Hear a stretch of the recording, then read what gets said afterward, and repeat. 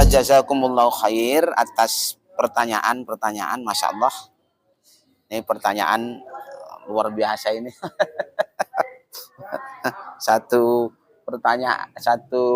penanya sampai 3 bahkan lebih. Oke. Insya Allah saya akan akan jawab sebisa saya, Pak ya. Tadi dengan Bapak Ismail ya, karena Bapak Ismail. Nah, beliau bertanya tentang naluri ibadah, kemudian ateis. Nah, semua hamba masuk surga. Gitu, Pak ya. Jadi pertama, Allah menciptakan manusia seluruhnya ini semua punya naluri beribadah. Terus kenapa ada orang ateis? Gitu ya. Nah, contoh mungkin di Amerika Latin, kemudian di Eropa Timur, nah yang kemudian pernah berdiri Uni Soviet di sana dan membuat kaum muslimin di sana dipaksa untuk meninggalkan masjid. Nah, itu. Sejarah ateis itu Pak itu kan antitesis dari ideologi kapitalis sekuler. Jadi ideologi kapitalis sekuler diciptakan oleh John Rousseau yang kemudian dasarnya demokrasi gitu kan. Ada Montesquieu dan lain sebagainya. Dan lahirlah kemudian yang namanya tiga prinsip dasar Pak ya. Ada yang namanya legislatif, ada yudikatif, ada eksekutif. Karena akidahnya atau keyakinannya sekuler. Kenapa kemudian lahir keyakinan sekuler? Karena kaisar atau kerajaan itu bersekongkol dengan gereja yang doktrinnya adalah titah raja adalah titah Tuhan, dan kemudian gereja sisa memberikan legitimasi. Akhirnya kaisar itu isinya hanya eksploitasi kepada kalangan proletar.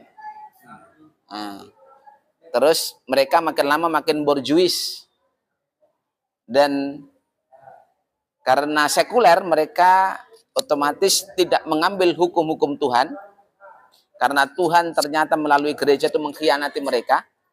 Nah, kalau kemudian kita jelaskan kenapa gereja seperti itu Pak ya, karena memang setelah konsili Sinea itu 325 itu kan Yesus diangkat jadi Tuhan dan nabinya Paulus. Jadi sebenarnya kalau mereka mengakui, kalau kita nonton Bang Zuma dan sebagainya itu, jadi agamanya agama mereka gitu. Nah, itu ada protes keras. Yang kemudian ada Galilei dan lain sebagainya, akhirnya melahirkan revolusi Prancis. Nah, undang-undang dibuat oleh manusia sendiri. Kalau dalam Islam kan jelas yang berhak memproduksi hukum adalah Allah Subhanahu wa taala. Kita bisa baca di surah Yusuf ayat 40, Innal hukmu illa lillah amara ta'budu illa iyyahu dzalika dinul qayyim walakin aksarun nasi la ya'lamun. Jadi yang berhak memproduksi hukum itu hanyalah Allah Subhanahu wa taala. Nah, dalam ideologi kapitalis sekuler yang liberal ini itu hak Allah itu disingkirkan. Diganti dengan manusia yang berhak memproduksi hukum. Maka dilahirkanlah sistem namanya legislatif. Pembuat hukum atau produsen undang-undang. Kalau di Amerika namanya lawmaker. Iya, yang itu. Nah, setelah diproduksi hukum dan ternyata yang berkuasa yang bisa membuat hukum di situ adalah orang-orang yang punya modal, maka disebut dengan borjuis. Kalau di sekarang Pak yang kalau daftar ke partai politik maaf ya. Kalau tidak ada mahar, dia mengharap. Biarpun kita punya, karena suara di dalam demokrasi itu antara intelektual dengan, mohon maaf, orang yang kemudian tidak punya kecerdasan sama. Akhirnya yudikatif mengangkatlah kemudian eksekutif. Kalau dulu kan sistem pemerintahan kita sebelum pemilihan presiden langsung kita gitu Pak ya. Jadi legislatif memproduksi hukum, kemudian mengangkat eksekutif untuk mengeksekusi hukum. Kalau kemudian ternyata hukum itu tidak dieksekusi oleh legislatif, maka bisa diimpeach, dipecat. Nah, kalau di negeri kita kemudian kalau ada sengketa antara masyarakat dengan pemerintah itu diselesaikan di yudikatif. Cuma mohon maaf sayang di negeri kita ini kan hampir semuanya kan bukan produk yang lahir dari akidah Islam. Yudikatifnya, adopsinya adalah hukum warisan Belanda. Dan itu terus kemudian berlangsung di negeri kita karena yang menjadi pembelajaran di fakultas-fakultas itu prodi hukumnya adalah prodi hukum Belanda. Gitu.